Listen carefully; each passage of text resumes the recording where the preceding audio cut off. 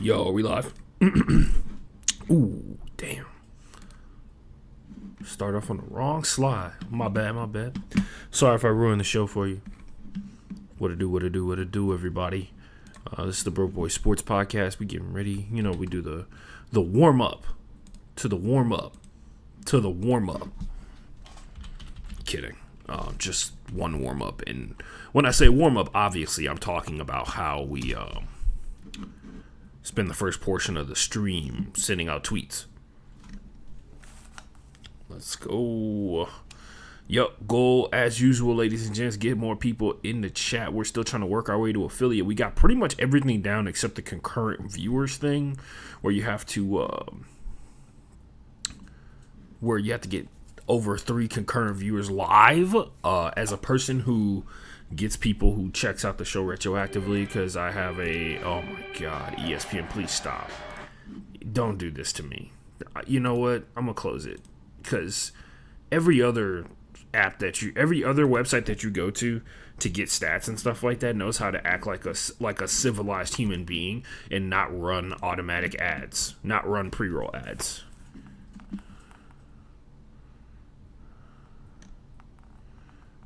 Oh man. Apparently, hold on a sec. I gotta hear this audio. Sorry, guys. Dre, why are you shooting the ball in warm-up? Charles Barkley and Draymond Green doing a live.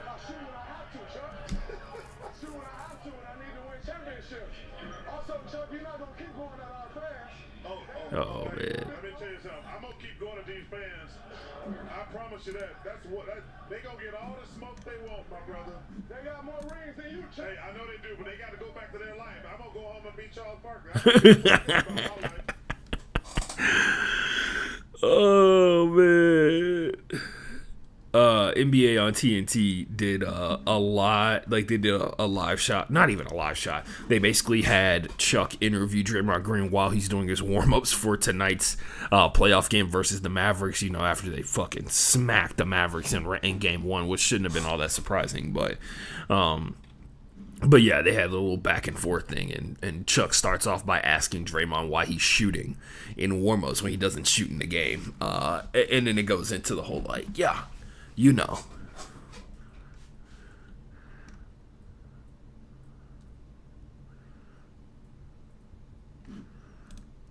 But yeah, anyway, we got that going. Let's get the sharing. Sorry, not that. Manage stream. Let's click on that. Shout out to everybody who's hopped into the stream now or later. Time to share. Trying to get this sharing.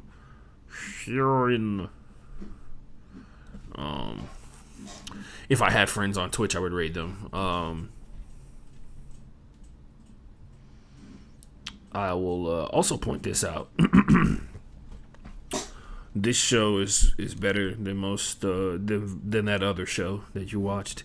Apparently, Twitch had a mass shooting streamed on it earlier this week, which is, oh boy, what a time, what a choice.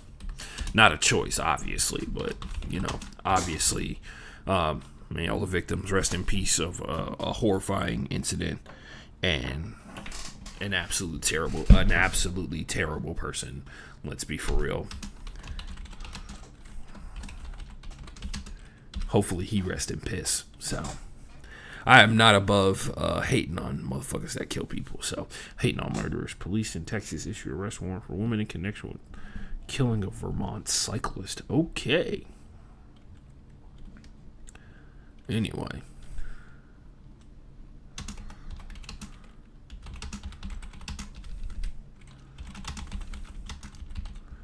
We live right now. It's live right now. Man. Currently in the midst of doing having a really tough decision to make, coaching wise, as a head coach for a Major League Quidditch team. So that's fun for me personally right now. Absolutely riveting. If you're in the chat, what do you got planned for this weekend? How was your week, by the way? If you're, tell me now or retroactively, how was your week? Did you eat enough vegetables? Did you drink enough water? More importantly than eating the vegetables, because you know. We need the water. We need the water flowing. You know what I mean? I was properly hydrated for most of this week, and it was absolutely terrible because I did, typical stuff. Peeing every 10 seconds, which, is the fun part of being alive, right? Constantly going to the bathroom. It's so exhilarating. Anyway, opening up the stream real quick so I can monitor it from the other side, if you will. Shout out to everybody who hops into the chat later or now. Also, tell me what games you're watching this weekend. Obviously, there's some ones that are at the top of the list for me. All the playoff games are at the the tippity top of the list for your boy.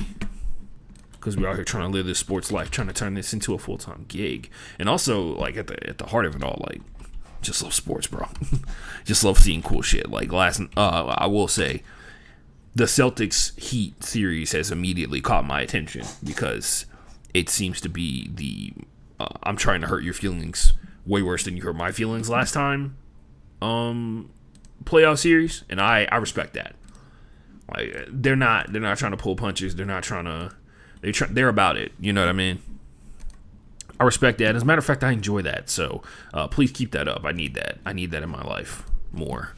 I always love a series where there's just like no mercy shown whatsoever in regards to how people are attacked. Wow, I didn't. Apparently, the episode is not named. It didn't say the name that I clicked on. Anyway, we'll move on from that. We'll fix it in post.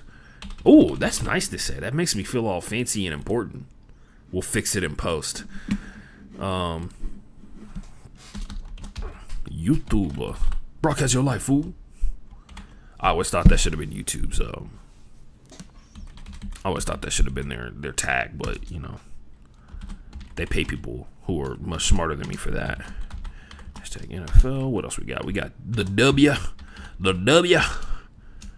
If you are a WNBA fan, which I'm trying to be, man. I'm trying to work. I'm trying to do better. I'm trying to do better in supporting the league as a whole. I watch the highlights. I watch the games when they're not on at inconvenient times, which of course they always are, because there is absolutely no rest for a broke boy. The funny part about being broke, you kind of do the same thing that rich people do, where they like don't ever get to sleep or rest, but you don't get the money part from it. So that's secret, kids. Ooh. Sorry, we're sending out tweets. We're sending out tweets, ladies and gents. We're sending out tweets. Okay. Oh. Retweet that. Anybody else having their skin react viciously to the rise in pollen in the air? Or is it just me? Literally, my arms are just absolutely dying right now. And I'm trying to do my best to not scratch off the skin. And I say that like not as a gory visual, but like as a person who's done that multiple times in his life, because being the allergy kid sucks, and it always has been. So, and my allergies present themselves in a multitude of ways. None of them are fun, as you can imagine. Let's see. Ooh, I did not mean to click see all. And then today's one of those days where so many people are just messaging me absolutely frugal and pointless things that they're like when you ask me small, minute questions constantly, or a collection of small, minute questions, it unravels my attention. Not even my attention. It unravels my capacity to maintain my sanity. So on that note, it's time to start the podcast. We're gonna get stuff popping. By the way, I've now gotten to the point where I have a copyright day for YouTube, like where I send out sound check there, where I send out all my copyright claims, or all my copyright claim fights. Fun for everyone. Shout out everybody who's checking it out on YouTube and on Twitch. We already got likes on YouTube and on Twitch. I appreciate that. I didn't know we were popping like that. The Demontre Tuggle interview that I did, who is the running back he's a running back now for the Chicago Bears. He is he's at minicamp right now. He's a Houston native. He went to Channelview High School. He had 0 offers coming out of college and worked his way to the NFL. Even if he never plays a single down in an official NFL game, he is truly amazing as a human being for sticking with the dream for that long, especially considering that he is quote-unquote undersized and just like in comparison to all the other ridiculously elite athletes in the NFL, he's like average. And I'm like, I feel like average goes a long way in the NFL. Average in the NFL goes a long way in real life. But yeah. What are we going?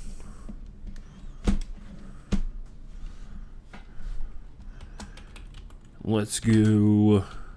Do we want to do pool? What was the name that I came up with? I had an episode name for this one. Sorry, guys.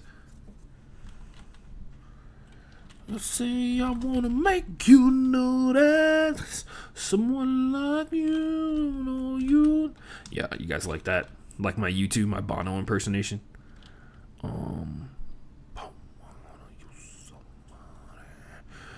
What do we got? Broke Boy Sports Podcast, episode 190. What was the name of the episode, guys?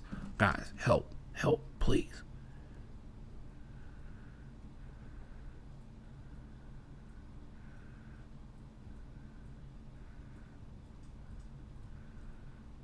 Oh, man.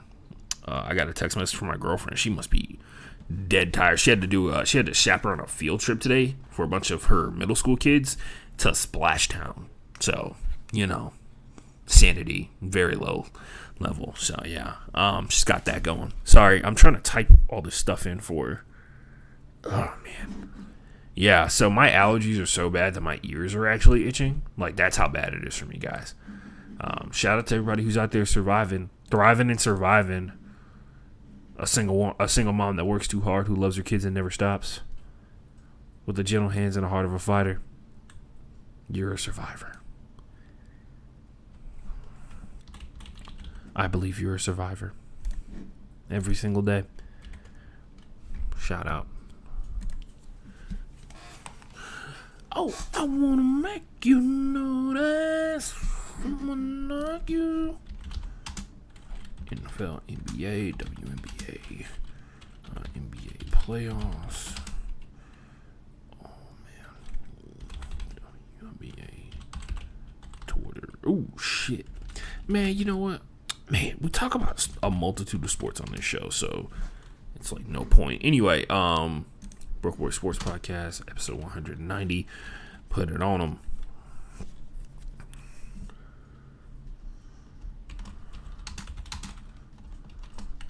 That is what was written at the top of.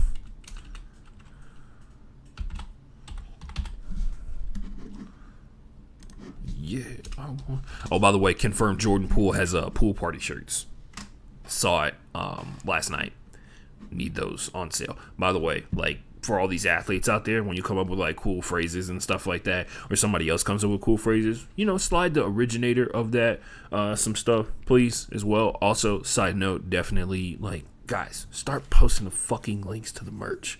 Like, people will buy it just out of pure respect, especially when you're in the midst of it blowing up. People will buy the shit out of that because it may just be a moment. It may not even become like a full-on marketing campaign type deal. It may just be a moment. And if you're Jordan Poole, it's a moment right now. You need to be trying to push those shirts as much as you can, man. Anyway, you know what? I think it's time. Ladies and gentlemen. I think it's time we start talking about sports, the best and the worst that sports has to offer for this week. When we come back, I'm kidding. We're not going to break. We are doing one hydration break. I did not refill my water bottle, so it may not be that long of a hydration break. But we'll find out here. We take a. We're gonna start the show. How about we start the show? Then we figure out when the water breaks are happening. All right, cool. I'm sorry. I know water. Sorry, slanderous term. Hydration break. If whatever liquid you're drinking, you drink it. I don't care. I'm not your dad. All right. Anyway, going live in. We're gonna do Jaeger bombs because I have both of those things underneath my desk. We're gonna go live in 3, 2.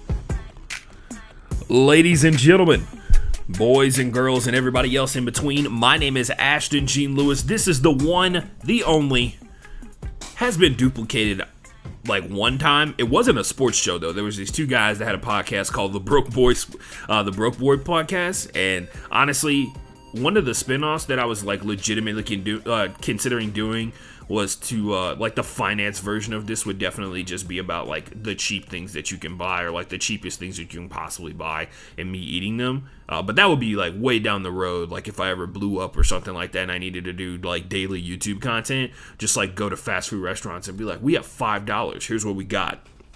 This is the Broke Boy life.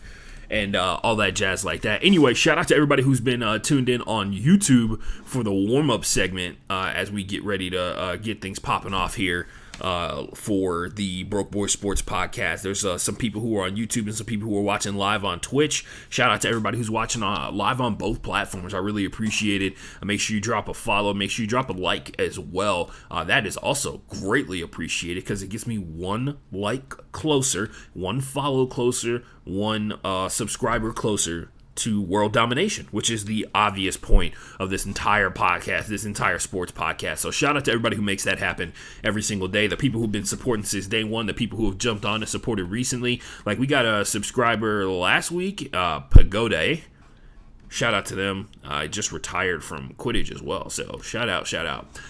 We got other stuff, social media stuff. Don't forget, follow me on Twitter, FB_playbook. Follow me, follow the podcast on Twitter at BrokeBoyPod if you ever need to find the link to the show or something like that. Follow my personal Twitter account at TheAshtonJ. I retweet like real life stuff or whatever, just in general. It's non-sports content. Sometimes it's sports stuff as well, but it's more about my life and everything like that. And also, if you're like a Quidditch player and you want to get in Quid Twitter, I think following my account is going to get you along the right path. Anyway, Instagram at TheAshtonForever. That's also the name of my TikTok, and it's forever spelled out Forever.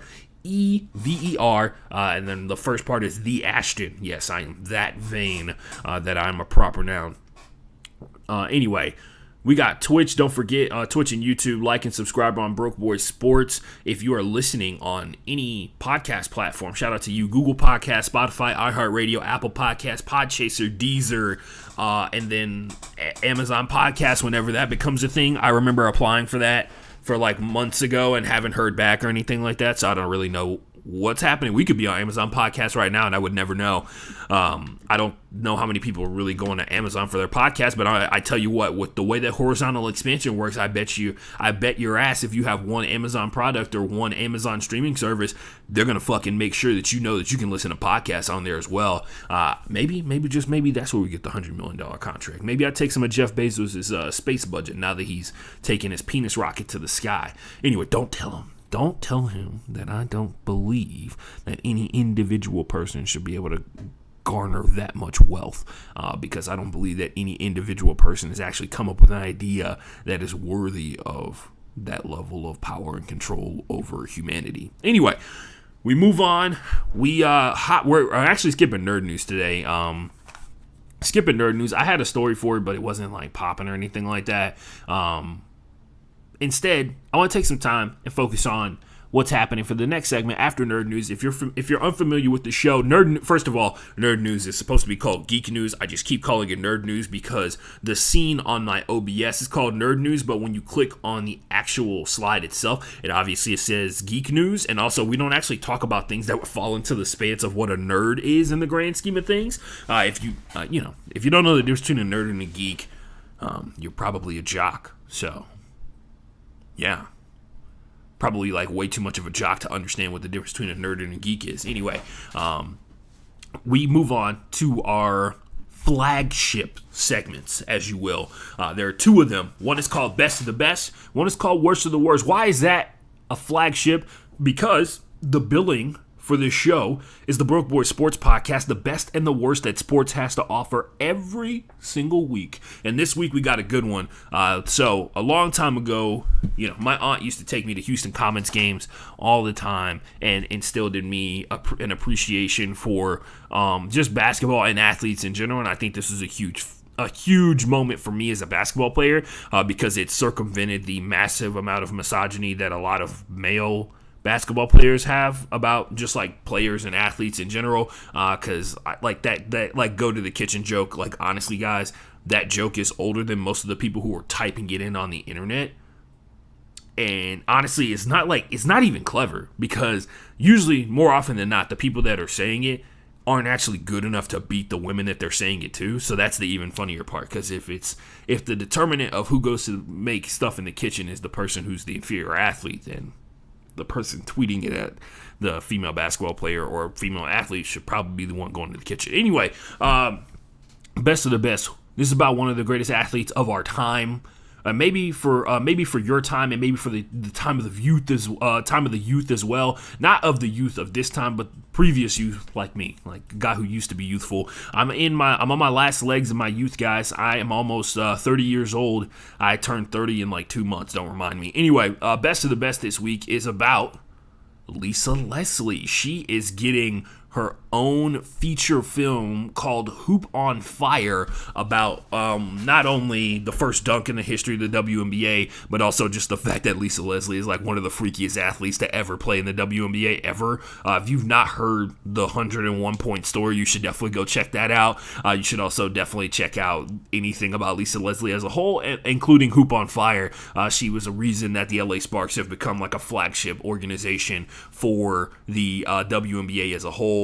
And honestly, is a huge reason why the WNBA still exists to this day. She's a member of the New Orleans Pelicans. No, that's Swin Cash, also another legend. Shout out to Swin Cash, who came and visited my school in 6th grade when I was a 6th grader and told us about how you can chase your dreams to be a professional or be like whatever type of athlete that you want to be, and also focus on like actually passing classes and stuff like that. Shout out Swing Cash, because she knew that none of the kids in that crowd had a wet ass jumper like she does, or she used to. Anyway, Hoop on Fire is a film about, and it's actually, there's a bunch of ads going around on the internet. I saw this on Lisa Leslie's Twitter account and her Instagram, and it's a movie about her life, so it's pretty dope because it's a long time coming, and you like to see that. One, the expansion, the increase in availability of high quality film equipment, and also the investment in telling stories as a part of a way to endear connection from fan bases to people is a huge deal, right? And so when you invest in it, you end up with stuff like this, where athletes who may not necessarily be the most famous on the face of the planet, like Lisa Leslie, as far as I know, did not have a signature shoe. Like it was Cheryl Swoops that had a signature shoe by Reebok back when Reebok used to rule the world many, many moons ago, children. Yes, that brand Reebok you know of. Many moons ago, young whippersnappers, Reebok used to be the number one shoe brand on the face of the planet, which is a wild thing to conceive because we live in the age of Nike. And honestly, this is Nike's 50th year, and there's so few times where you sit there and you're just like, wow, Nike completely missed on that. And this comes from a guy who sees what ends up in the Nike clearance store, which is like the last stop for pretty much every piece of Nike gear before it goes back to Nike, I think, or something like that. But anyway, I see the stuff that like is on the stuff that ends up on the app for Nike that month will end up in the Nike clearance store by the end of the month. Like that, and I feel like there's something to be said about the kind of losses that kind of hints at for Nike overall. Anyway, I don't know why we got on that conversation. I got to stop doing that.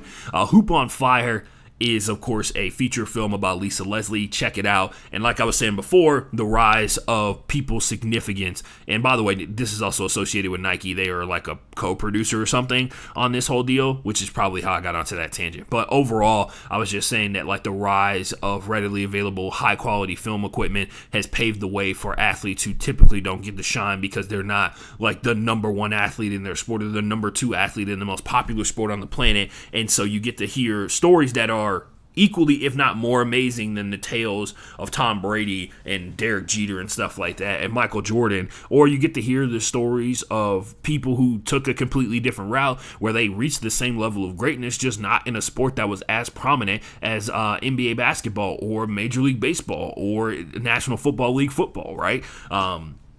And Lisa was a part of the rise of the WNBA. She is very much in the same vein of some of the great athletes that came before the current athletes that we see today. She would be, I guess, equivalent to like the Shaq, Charles Barkley era, like the early 90s. Well, that was the actual time that she played, but the WNBA is on like an accelerated path, essentially. in the sense that they skipped a lot of the bad times that the NBA had because athletes are just flat out better. Athletes are just flat out better now than they were 40, 50, 60, 70 years ago, which is easy to say because, 70 years ago, there were guys who were trying to convince you that weight training was actually counterintuitive to becoming a great athlete, which we know is not the case now. Anyway, Hoop on Fire. I'm super pumped for it. I'm going to watch it. It's going to be media suggestion, of course, when it comes out. And on that note, actually, we're going to skip that and we're going to go straight to worst of the worst. And then we'll do the hydration break since we skipped nerd news. So for this week, worst of the worst. This was pretty sad. The turf monster strikes again. Some of you may be familiar with Tariq Cohen. He's a former Bears running back. He tore his Achilles on Instagram Live yesterday, like legitimately live on Instagram Live while he was training on some mini hurdle work.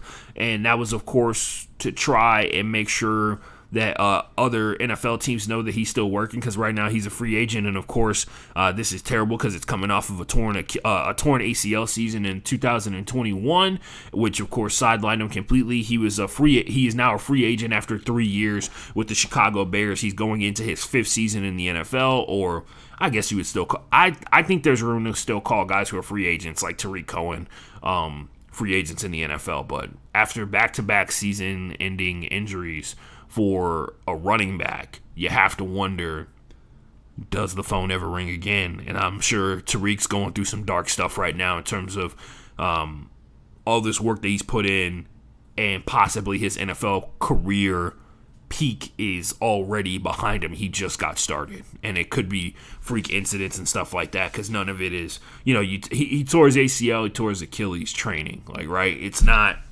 like he's not out here doing what he needs to do to become a top-tier athlete and doing what he has to do to go out here and make things happen. Those are ligaments that get put under a lot of strain when you cut at the speed that Tariq Cohen cuts at. So that's worst of the worst. It's pretty sad overall. Hopefully Tariq Cohen gets another shot. I think he deserves one, of course, because I think everybody deserves another shot, which is part of the reason why I'm terrible when it comes to talent evaluation overall. But I really do hope Tariq Cohen gets another opportunity to go out there and remind us that he is a very good running back, and not to let this be the final memory of his NFL career, him tearing his Achilles on Instagram Live for the whole world to see. So with that note, we're going to go to our first hydration break of the show. When we come back, we're going to do about a week ago. We're doing We Talking Money or We Talking Money.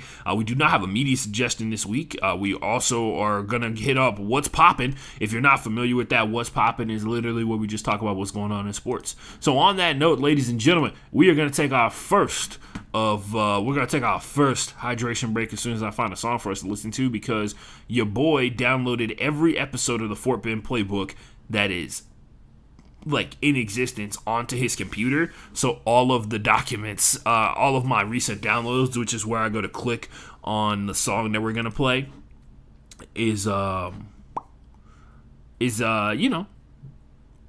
Fort Bend Playbook episode, and there were hundreds of those. By the way, RIP to the greatest podcast and probably the greatest thing I'll ever do in my sporting career, the Fort Bend Playbook. Hopefully not.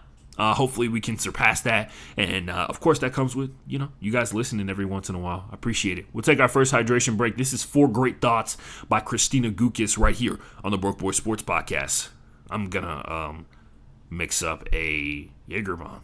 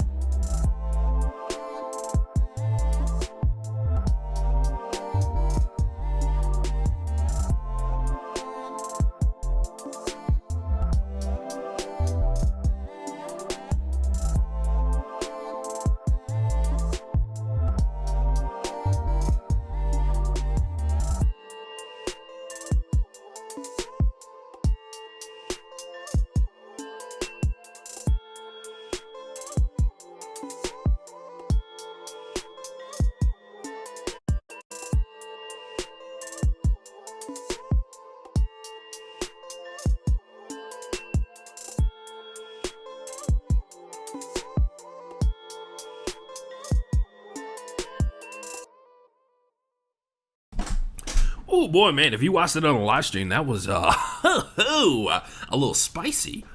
Oh, my bad. No free ads. Nice try. But that shit hurt. Especially on the way down. Anyway, hold on. Let me send this snap real quick. But yeah, shout out to everybody who enjoyed the hydration break. I hit it up with a Jaeger bomb. Which, we won't regret immediately. But we only got like a couple more segments and then we're out of here. You know what I mean? We're good. Don't worry about it. Sorry. I'm trying to send this to a multitude of people who would enjoy it. Anyway, let's get back to sports, shall we? Allegedly, potentially, perhaps, up front. Anyway, let's. We already did worst of the worst. We're about to hit about a week ago. This one's actually pretty fun.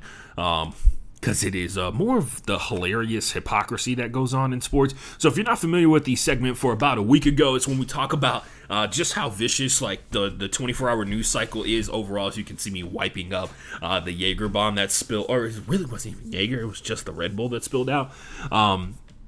This is what happened last week. So the viciousness of the 24-hour news cycle, how something can go from non-existent to being a story. NIL has been at the tip of everybody's tongue for the entirety of the college football offseason because we're going into yet another season, and it appears from the outside looking in, and some people who are insiders, right? It appears that the numbers continue to skyrocket, right? There was a situation. Nick Saban was at Nick Saban once again, and I listen to Split Zone Duo, which, by the way, one of the best college football podcasts for those of you who care about things that are outside. Well, no, not even outside the realm of football. But if you want to hear the perspective of people who enjoy college football, but also recognize how horrifying of a business it is as a whole, Split Zone Duo is for you guys. It really is. It's really good. One well-educated host. Turns out it's three guys that I've been following for years on Twitter anyway that are doing a podcast that I just found out about. Cannot wait for Shutdown Fullcast to come back. Then my full repertoire of college football podcasts will return. I was trying to watch...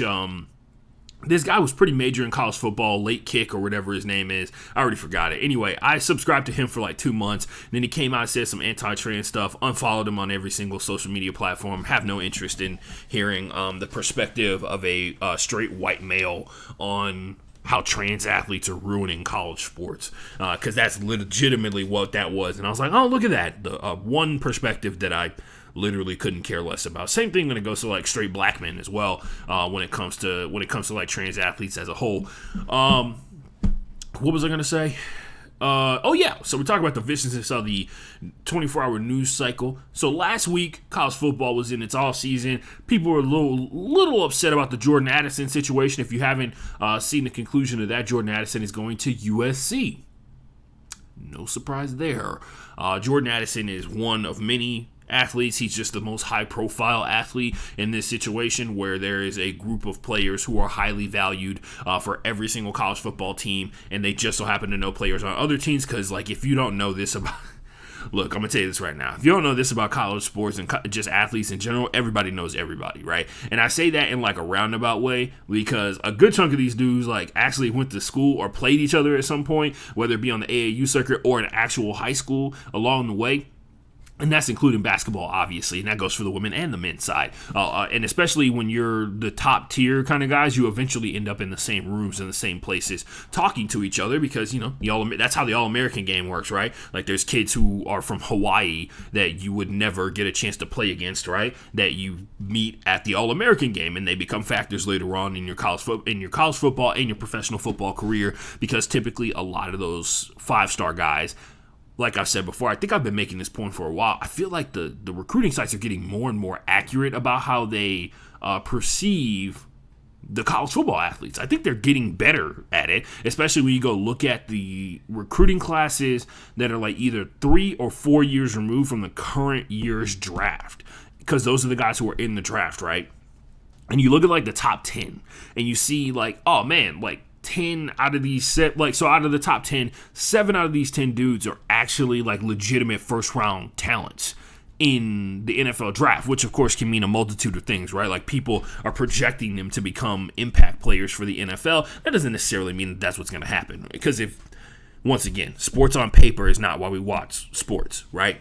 Last week, the college football season was in its off season, going back to the actual segment. This week, Nick Saban apparently chose violence. And what I mean by that is Nick Saban in one of those interviews where, and guess what, guys? Like every coach in the SEC, every major coach in every Power 5 conference, and even the minor Power 5 conferences do these things where they show up to this booster type event or whatever, and they kind of answer questions back and forth, and they kind of make it's smoozing. It's smoozing without having to shake people's hands and kiss babies and all that kind of stuff. It's like, oh man, like me and Nick Saban are in the same room and he's gonna answer a question that I asked, as opposed to Nick Saban having to go around and answer and have a conversation with all these people who, by the way, with all the football knowledge compressed into Nick Saban's mind, how much room you think he got in his mind to remember boosters' names? How long you got to be a booster for Alabama for Nick Saban to remember your name, right? That's all I'm asking. That's all I want to know. Because I feel like, for me, it's got the line of demarcation has to be like 7 years of boosting at Alabama for me to, after I'm Nick Saban, you're more important than the boosters, right? Like they think of you as a guy, they pay your mortgage, and at some point, eventually the mortgage is going to be paid for. You know what I mean? Eventually the house will be yours. At this point, I'd be surprised if the house wasn't already paid off or whatever. Because if whatever. You know what? We're not going to get into that because that's like a real thing. Like Nick Saban does not pay for his house. This week, Nick Saban at one of these events decided to go in on this like deep, not even deep existential conversation about NIL. He decided to hit you with like the propaganda. So let me break it down. I wrote down some highlights of the conversation that he had. So like Nick Saban talks about a bunch of times throughout the course of this conversation that he has on this microphone after being asked about NIL deals and what he thinks of it in the modern landscape of college football. He talks about the right way, and I'll let you guess what team is doing it the right way when it comes to being in and around college football. Yeah, you guessed it, the Alabama Crimson Tide. So we're going to talk about in context what that actually means a little bit later on, because he points out how every single school has a collective, and the collectives are getting shit tons of money to different athletes, which, by the way, even if that athlete never pans out, at the end of the day, what's the number one rule about business? You are worth what you can convince them that you are. And for the most part, I'm going to tell you this right now. I'm always going to support rich people giving money to kids for services, because at the end of the day, we live in America, and some of you guys literally don't value anyone outside of anything that they can do for you as a human being. And, we can have a conversation about that a little bit later. But nonetheless, people don't value you outside of any service that you can provide. Every single one of these high school athletes that are coming into the college ranks are providing a service. People are paying them for that service that they are providing. That is massively important overall for people to understand, because at the end of the day, that's how business works at every single point. You have a service, I'm going to pay for it, you're going to provide the service. You're a McDonald's employee. You provide the service of running or helping run the McDonald's, because most people at the McDonald's don't really have like a dedicated job, and that's the only job that they do, right? Like, even at that level, like, you provide the service of running the McDonald's, whatever that entails. I provide the service, I provide the money, and you provide the service. That's what happens, and then you get paid out every single 2 weeks.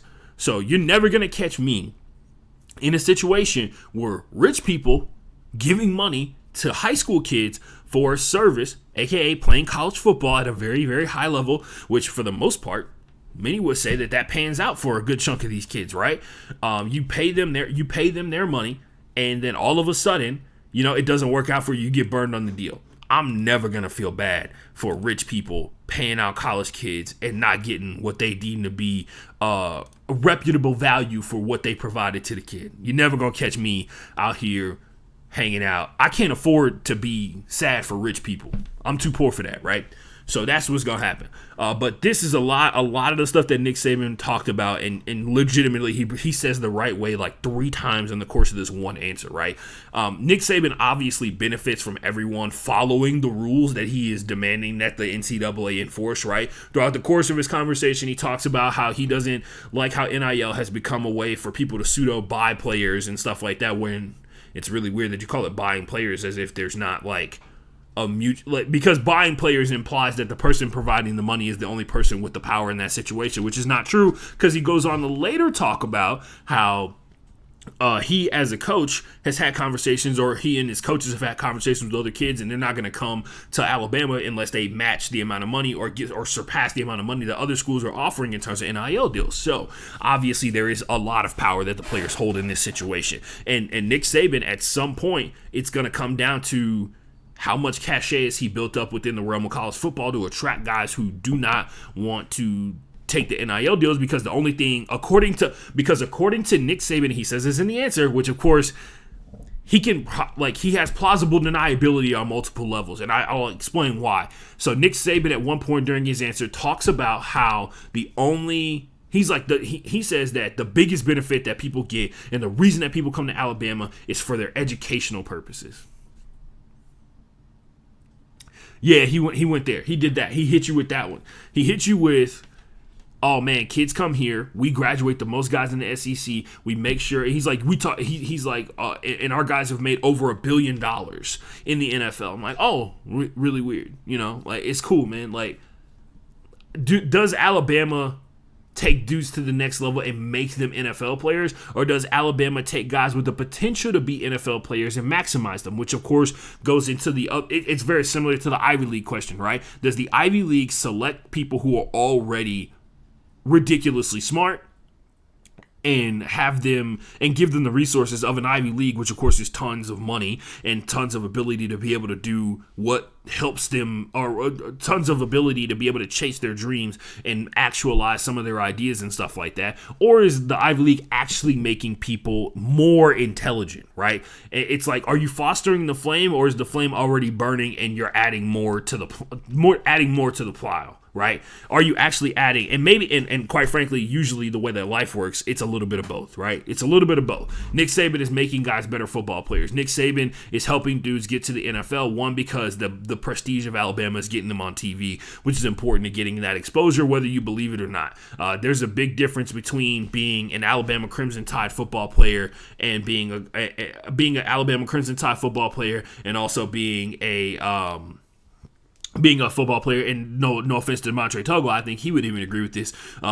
Being an Ohio Bobcat, like, you know what I mean? Like, he went to Ohio University. He was just not on TV as much, right? And that's just facts. There's no like shame or shade or anything like that. He just wasn't on TV as much as Alabama, and that factors a lot in terms of like the general national narrative, and it also influences general managers and team owners and fans and all that kind of stuff like that. Because more people that tweet about you, the more people are going to pay attention to it, right? The more these aggregation sites post your highlights, the more of a brand that you're able to build based off of what we know about you as a football player. That's like a real thing. That's not really up for debate. That's what Nick Saban is saying that he's offering. Not money. He's not offering money because he said the collective makes sure that like a certain group of players get the same exact amount of money, and if you can earn more, you can earn more type deal. He says that his collective is under control, which, you know what, if he's actually got the collective under that kind of lock and key, which it wouldn't surprise me at all whatsoever by Nick Saban, if if the collective is like secretly meeting in an underground basement in Tuscaloosa, Alabama somewhere on the outskirts of town, and Nick Saban pulls up and he's got the gat, and he's just like, I don't know what this meeting is. I don't know what we're here talking about, but I'm just trying to make sure that we all sticking to the rules that we agreed to. I'm just trying to make sure, because I would hate for something to happen where we have a misunderstanding about what we all agreed to in terms of what the collective's job is, right? Because we've heard stories, and shout out Split Zone Duo, they pointed this out to me. I didn't know this was actually happening. There's like multiple collectives that are on campuses across the country, and I can only imagine what campuses have multiple collectives and also what those guys are promising. I think there's a situation they mentioned at the University of Texas where they were talking about a story at the University of Texas because they were talking about how like certain athletes are kind of like losing their focus in terms of like what generates the money, right? Like, it's not them as an athlete, it's the ability for the team to go out there and win. It's the athlete's ability to help the team produce victory, right? And that takes on many different phases. But University of Texas has not been able to really kind of finish the deal, has not been able to really take it to that level in the last couple of years, because life is tough, right? Especially when you're not willing to spend the money that it takes to be at the top, especially since the price has gone up. Let's be for real. The price to be elite has gone up in a lot of different ways. And it looks like Alabama, based off of what Nick Saban is saying in this statement, is trying to say that, Alabama is going to lean back Alabama is going to sit back and lean and believe on the fact that they are such a dominant program. They're going to continue to attract the guys who want to be at the top of the game, and think that they are doing something that is so unique that nobody else can even come close to replicating, right? They think that that's what's going on, that they're not going to have a conversation about like, hey, man, we're losing out on recruits because other guys who are already ridiculously talented are going to programs, getting the same Alabama-type results, and still getting more money than they would from coming to Alabama, right? That's what's encroaching upon Alabama. That's why in this situation, we talked about this already, like I mentioned before, Nick Saban needs you to follow the rules. Because Nick Saban is already 50, 70, 80 miles ahead in a race that is 100 miles long, right? Not saying that they don't do any work, because quite frankly, like we all know, Alabama puts in the work. They take high-level dudes and they put a work ethic in them, and they test the work ethic of these dudes that are already at such a high level.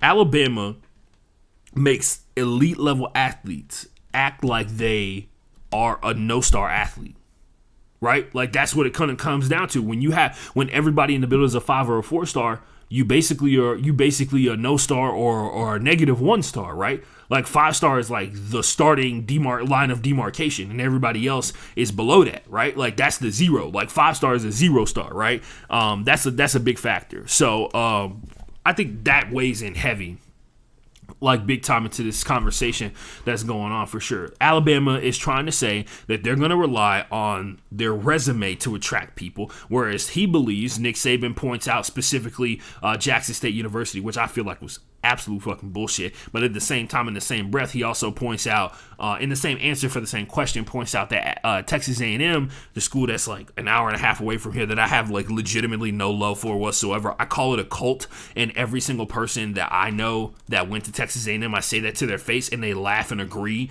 that Texas A&M is a cult. They do not question that whatsoever. But fact of the matter is, man, this is a huge deal. Like he mentioned Jackson State and Texas A&M in the same breath because he believes that they're spending on the same level. He talked about how Travis Hunter got paid $1 million to go to Jackson State University, and of course Jackson State has come out and denied pretty much every single thing that's possible. Like Travis Hunter pointed out how he's like, I got paid $1 million, but my mama still live in a 3-bedroom with 4 other kids or whatever type deal.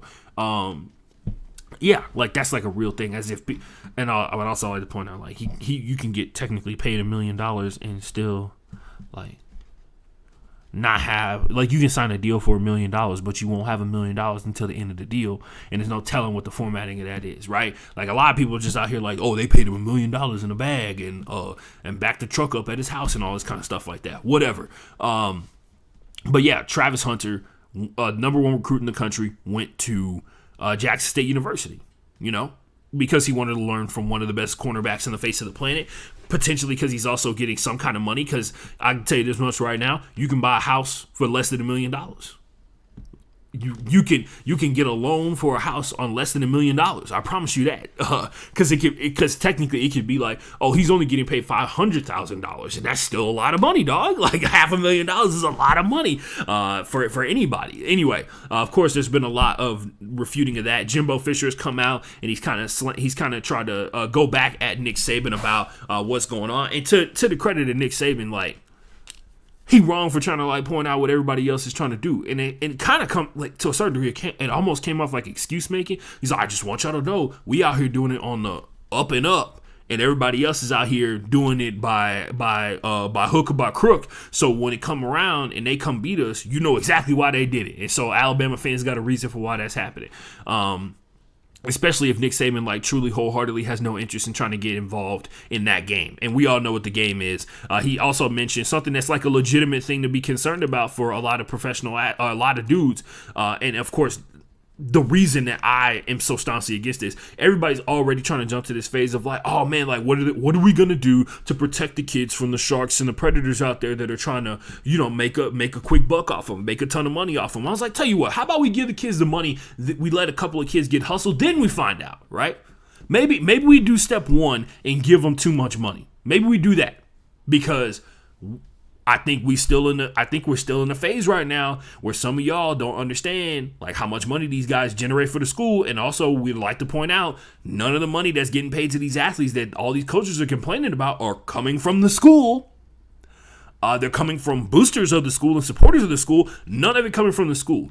I think a lot of the beef is coming with the collectives being able to operate independently, allegedly, of the coaching staffs. And so they're going out here and they're recruiting guys that the coaching staff doesn't necessarily want. And these kids are showing up like these kids are, committing to them and not having anything locked up kind of deal.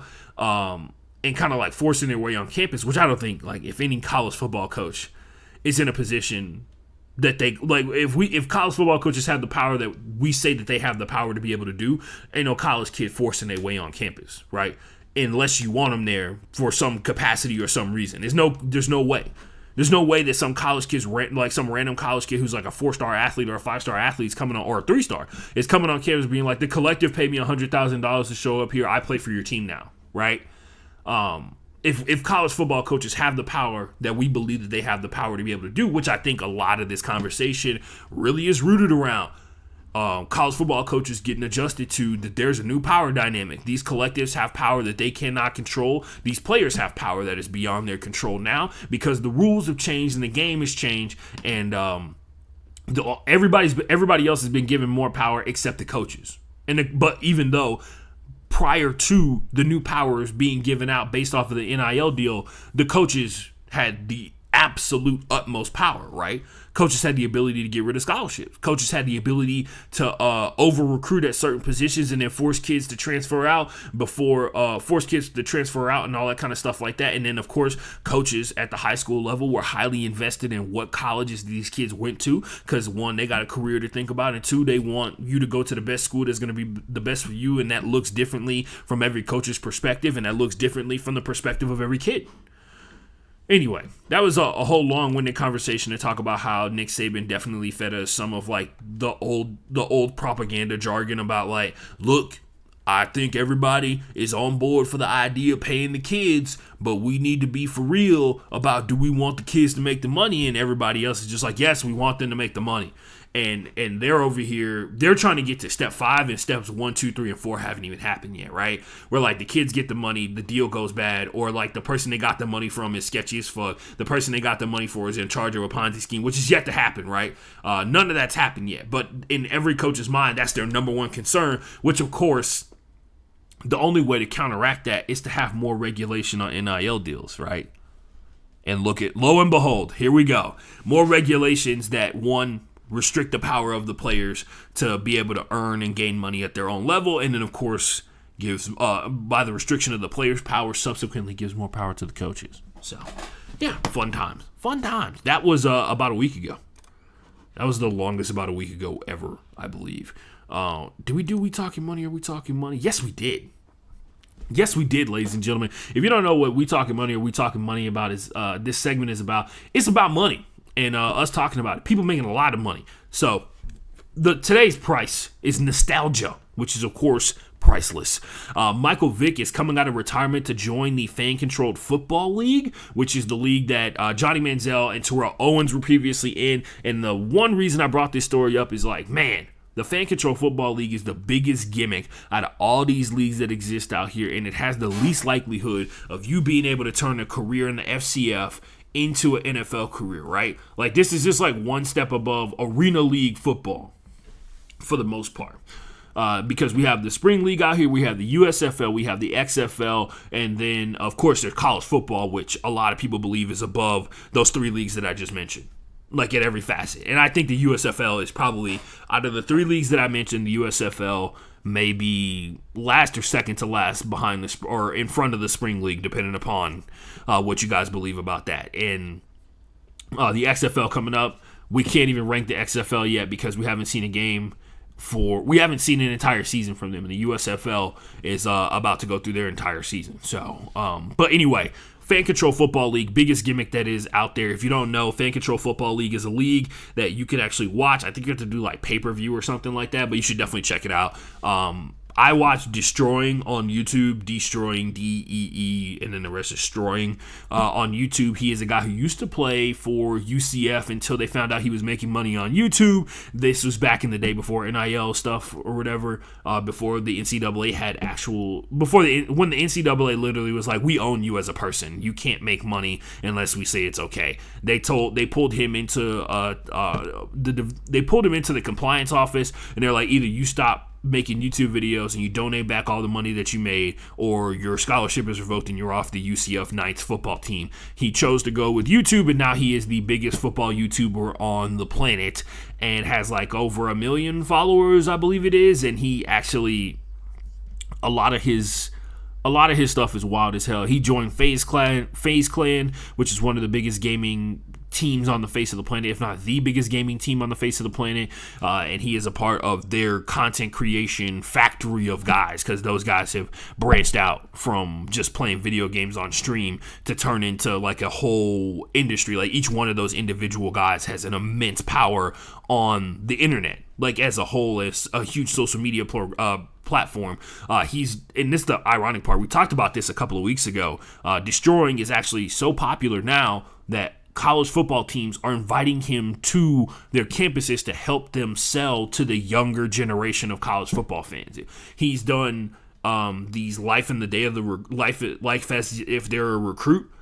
So he shows up on campus and they kind of give him like the full tour of campus and the football facilities, the inside tour football facilities. He did it with USC. He did it with UCLA. He's gone back to multiple UCF games as like the honored guest and everything like that to watch UCF play games since he was kicked off the team unceremoniously, and they kind of just like excommunicated him for a while. And now that he's blown up, now everybody wants a piece of him, right? So it's anyway. I say that because he owns a team in the Fan Control Football League. Yes, he has gotten to that point where his fame has garnered him to be a part of an ownership group for a Fan Control Football League team. I think he is also an owner with like Offset from the Migos and Rachel Lindsay, who is a she's the first ever black bachelorette. She's a host for Extra, and she's also a host of a podcast I listen to called Higher Learning. So, yeah, that kind of situation, right? The Michael Vick coming out of retirement is huge. He's actually been on Destroying's channel multiple times prior to this retirement thing, and I'm surprised I didn't piece together that they were working on something. And I should probably just assume every single athlete that comes on his channel is like working on potentially being an owner in the Fan Control Football League. But he has a whole episode where he like goes to the facility where all of the games get played, because none of the teams are like attached to a city or anything like that. They all have different names, like Glacier Boy, the Zappers, which is Johnny Manziel's football team. He's like a co-owner and player, and I think he's the quarterback, but he's also almost done playing football completely. So yeah, Fan Control Football League. Michael Vick, one of the biggest what-ifs in the history of sports, as we all know. A lot of people wondering like how good Michael Vick could have been if he didn't have his career disrupted by the horrifying crimes he committed with the dogfighting ring. The other things, of course, obviously going along with it, of course, the stigma that goes along with getting convicted and having spent that time in jail, disrupting his development as a quarterback, right? And now he's joining this league. I don't know in what capacity he's going to be playing, but apparently he's coming out of retirement to play in this Fan Control Football League. Oh, by the way, it's called Fan Controlled Football League because they let the fans vote on what the play being called is going to be. Straight up. You get on the app and you vote on the play, and yeah, like it's to generate fan engagement on social media and on the app, which of course I'm sure they're selling a shit ton of ads on that app to try and make money for this league. But yeah, that's what Michael Vick is up to now. So the greatest what if is back into playing football again. See if he can drop some dimes. He was at an event that Destroying had where FaZe Clan played AMP in a flag football game, and Michael Vick was throwing dots. I know they're all social media guys and YouTubers and gamers and stuff like that, but nonetheless, some of them were pretty good athletes, and he was throwing dots on them. Better athletes than me. Anyway, on that note, ladies and gentlemen, that is all I got for you on We Talking Money or We Talking Money. We got what's popping after our next hydration break. I am not going to be hitting any Jaeger bombs here because I got to drive after this show is over with. But we're going to take our next hydration break. When we come back, we're going to wrap up the show. I got a WNBA story, a Major League Baseball story, and then I want to react to the NBA playoffs. And that's all I got. I don't think I have an NFL story this week because they're all like signings and stuff like that. But everything else, we're going to make it pop. We're going to make it pop. We got to find a song here for us real quick. Let's go Make Your Mark. Make Your Mark. We'll be back in 2 minutes and 58 seconds right here on the Broke Boy Sports Podcast.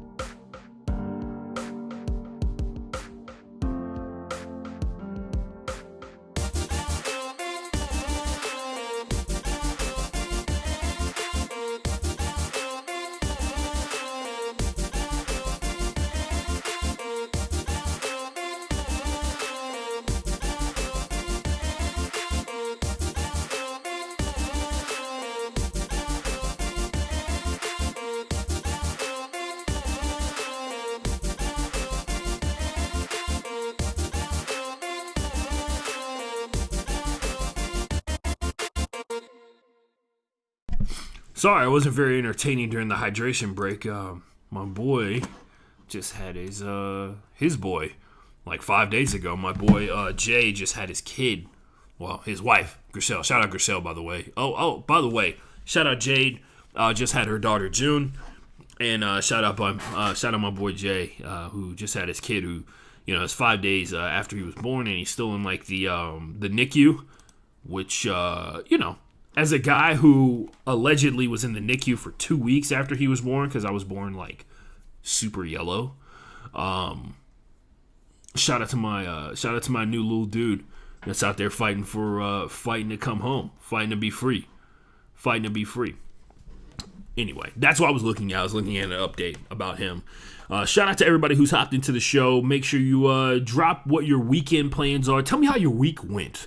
Did you eat enough vegetables? Drink enough water? Did you work out this week? Did you not work out this week? What's the most delicious thing or what's the most disgusting thing that you ate this week? Let me know in the comments, and I really want to know because I don't really get out all that much. I'm kind of trapped at this podcast studio. Until I do another podcast, they don't let me leave. So, yeah. Send help. I'm kidding. Anyway, other stuff. We got what's going on. Final segment of the show. We just talk about some stuff that's going on around the wide world of sports.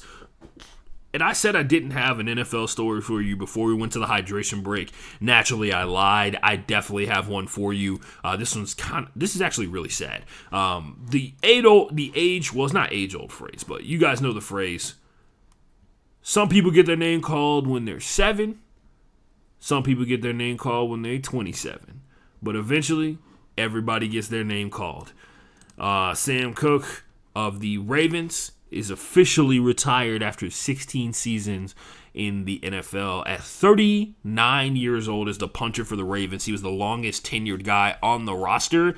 Of course, this is all they went from the third highest in terms of money paid to their punter to like 28th, literally to the bottom of the barrel. Not bottom of the barrel, but like to the bottom of the rankings in that situation in terms of money paid to their punter. And coming up, I think it makes like $7 million worth of cap space because the punter coming in as a rookie. I will say, I feel like usually when it comes to teams doing it the right way, I always hear about the Ravens really getting it right in terms of when it's time to move on from players, kind of doing it the right way. This comes from a guy who's pretty jaded about how Bobby Wagner was treated on his exit from the Seattle Seahawks when they didn't tell him that they were going to cut him, and then they did. And after all the fantastic years of him being like the number one linebacker in the NFL, they just kind of like kicked him to the curb like he didn't mean anything. The Ravens told Sam ahead of time that they were probably more than likely going to draft a punter, and they did. Shout out to the new kid out there. He's a Penn State guy, and I think Sam would call his career a pretty damn successful one. He went from a walk-on at Nebraska to a 16-year NFL career. We call that a win. I call that one a dub. That's a big-time dub there. Shout out Sam for showing, doing that. And then on top of that, while he was in the NFL, fighting for a spot every single year, he was so innovative. A lot of people say that he was like a real big game changer for how punters operate in the modern landscape of football. He has these things called hook hooks, which is a type of punt that drops down in like a really weird manner to prevent clean catches from the punt returners. He figured out how to knuckleball successfully a punt down the field, which of course is extremely difficult to not only wrangle but also field correctly, which it'll get you free extra yards, right? Nobody knows which way it's going to roll, even the person who kicks the knuckle punt on that one. And that was a huge deal for a lot of punters out there. Shout out to Sam Cook on a successful career, one of the greatest Ravens to ever do it, greatest punter in Ravens history. And the article I read was basically like he's a shoo-in for the Ravens Ring of Honor, which is saying a lot because I don't know if you guys know this or not. They had some pretty good motherfuckers that played for the Ravens back in the day. Anyway, other NFL story, last one. This one's, of course, about Deshaun Watson. This gets old, but I have to do my due diligence in making sure that I mention all the stuff that happens in this situation. Deshaun Watson is meeting with the NFL to discuss whether or not he broke the NFL's code of conduct, which, is heavily dependent upon the testimony from the women, which apparently they've already gathered. So I guess we'll find out here pretty soon. Moving on to more important things that I actually care a lot more about. WNBA stories. Diana Taurasi, the White Mamba, showing people that age ain't nothing but a number. She got her 50th 30-point game, and it also made her the oldest player in the history of the WNBA to score over 30 points in a single game. She is 39 years old. She turns 40 in 2 months. The White Mamba lives on. Ferris Bueller's Day Off, which is a quick one here. This is like a really weird situation in sports. So the Cleveland Guardians and the Detroit Tigers are playing each other. Two teams that ended up in very different places at the end of the last season. But Terry Francona and A.J. Hinch are the managers for those teams. A.J. Hinch, formerly of the Astros, now the Detroit Tigers. Terry Francona of the Cleveland Guardians, the newly named Cleveland Guardians. He is, they're both not going to be managing the game. Like, they are both the managers for the team, but they have medical issues that are keeping them both out of managing these upcoming matchup, the opening series matchup between these two teams, the Detroit Tigers and the Cleveland Guardians. Interesting. AJ Hinch is apparently sick and it's not COVID. I love how that's got to become like the demarcator recently. I'm sick, but it's not COVID. Don't worry. Don't worry. That funny cough I have is just allergies, as a person who suffers severely from allergies.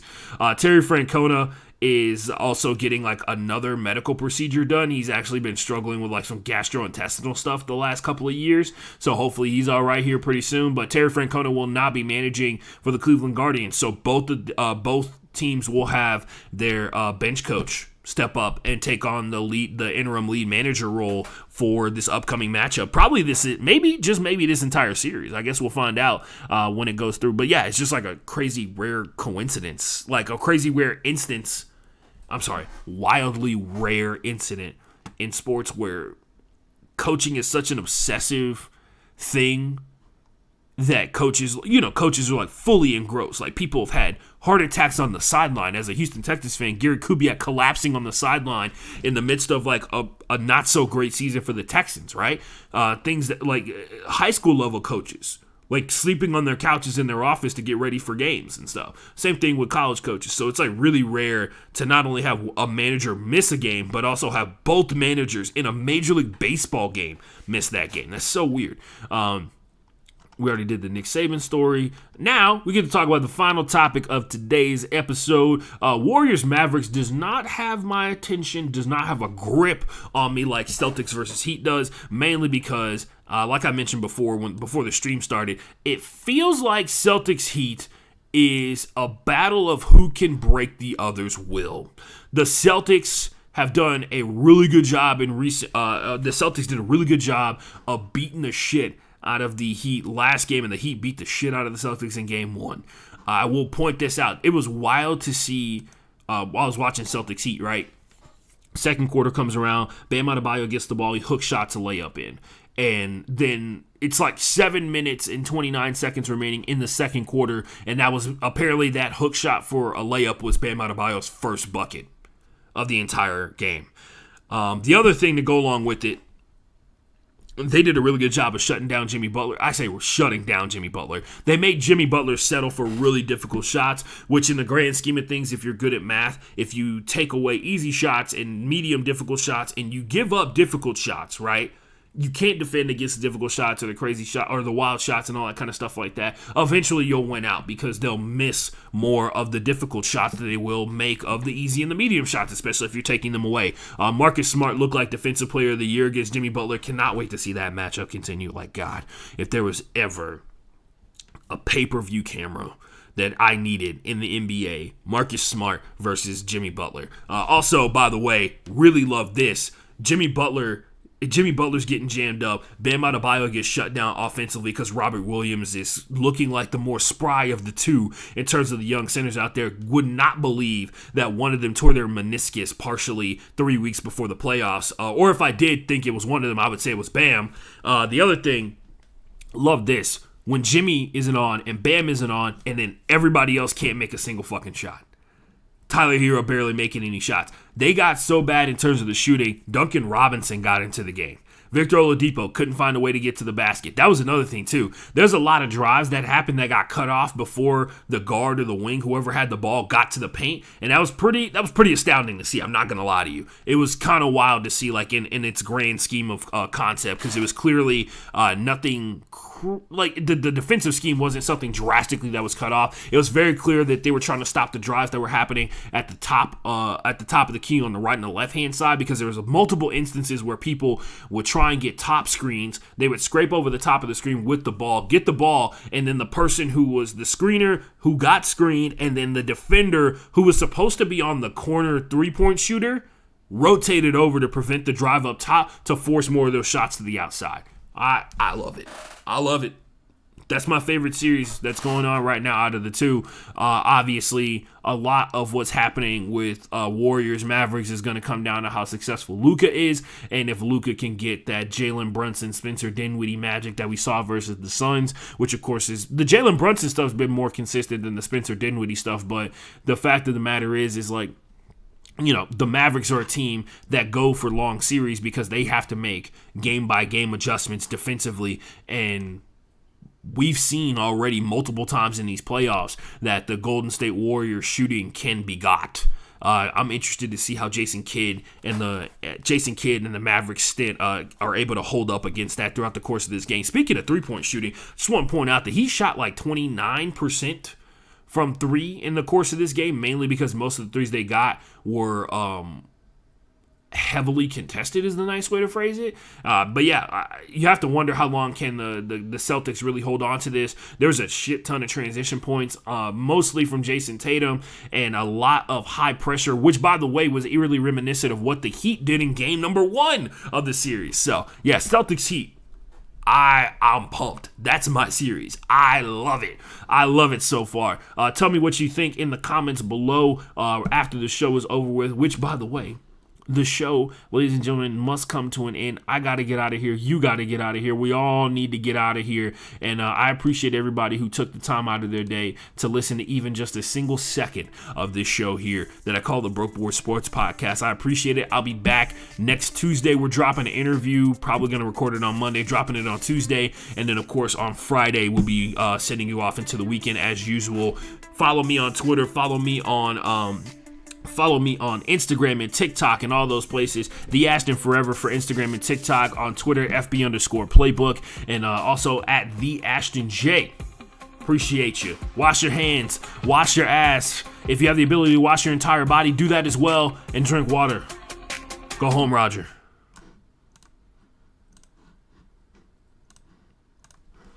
Podcast is over. Shout out everybody who watched on the stream. Appreciate you. We out. At one point, we got up to 3 people in here. So we must be doing something right. Tweeting during the show usually helps people know